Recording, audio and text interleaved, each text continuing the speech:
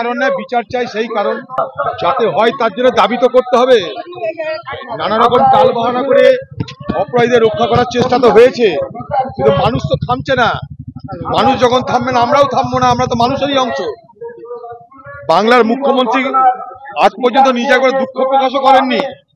বাংলার মুখ্যমন্ত্রী উচিত স্বাস্থ্যমন্ত্রী হিসাবে অন্তত ক্ষমা চাওয়া, পুলিশ মন্ত্রী হিসাবে ক্ষমা চাওয়া ব্যর্থতার জন্য, তাও করার সৌজন্য তিনি দেখাননি।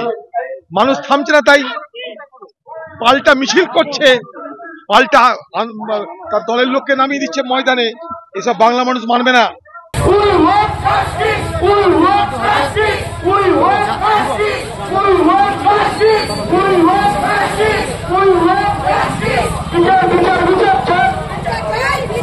বাংলা টুডে নাও।